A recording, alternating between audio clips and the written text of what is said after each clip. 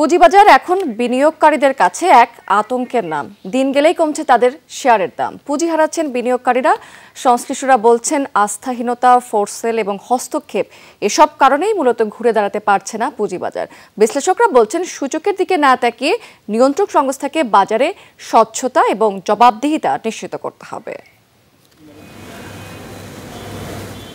প্রায় আড়াই মাস ধরে দরপতন চলছে পুঁজিবাজারে। দুই একদিন কিছুটা ঘুরে দাঁড়ালেও তা স্থায়ী হয়নি।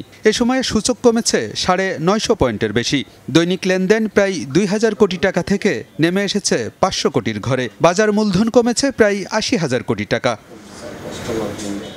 টানা দরপতনে বেশিরভাগ শেয়ারের দাম এখন তলানিতে। অনেক শেয়ারেরই ক্রেতা নেই। পুঁজি হারানোর শঙ্কায় বিনিয়োগকারীরা। দিন গড়ালেই বাড়ছে আতঙ্কের মাত্রা। ধ্বংস ধ্বংস ধ্বংস ধ্বংস ছাড়া কিছুই নাই। এখানে মানুষগুলাকে ডেকে এনে এগুলো ফকির করে ছেড়ে দেওয়া হচ্ছে। না সরকার, না এখানকার প্রশাসন, ডিএসসি, সিএসসি, এসএসসি, আমার মনে সবাই নির্বাক তামসা দেখতেছে প্রতিটা মানুষ। সংশ্লিষ্টরা বলছেন আস্থাহীনতা এবং মার্জিন ঋণের কারণে ফোরসেলের প্রভাবেই টানা দরপতন হচ্ছে। মূল্যসীমায় পরিবর্তন এনেও আস্থা ফেরানো যায়নি বিনিয়োগকারীদের মধ্যে। যে ব্যারিয়ারটা দিল 3%, ওনারা মনে করছেন যে বাজারটা পড়ে যাচ্ছে, এটা আবার আটকাবে।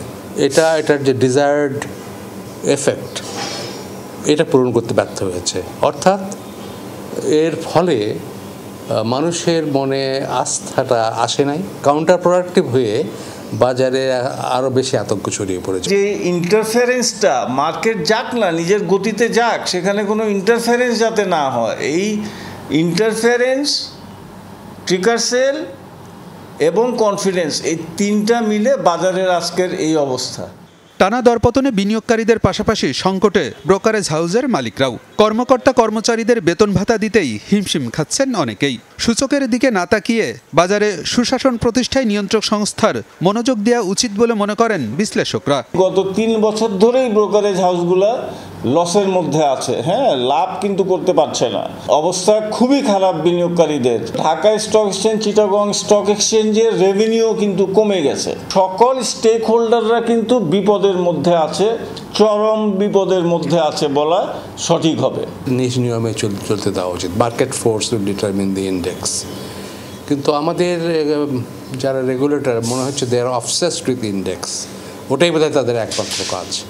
তাদের যে মূল কাজ to ensure fair trading, transparent trading থেকে ভুলে গেছে তারা। ওখানেই ম্যানিপুলেশন হচ্ছে, যা খুশি তাই হোক। দুর্বল কোম্পানির শেয়ারে কারসাজি করে যারা পুঁজিবাজার অস্থির করে তুলছে তাদের বিরুদ্ধে ব্যবস্থা নেওয়ার পরামর্শ বিশ্লেষকদের। আলমগীর হোসেন, যমুনা নিউজ, ঢাকা।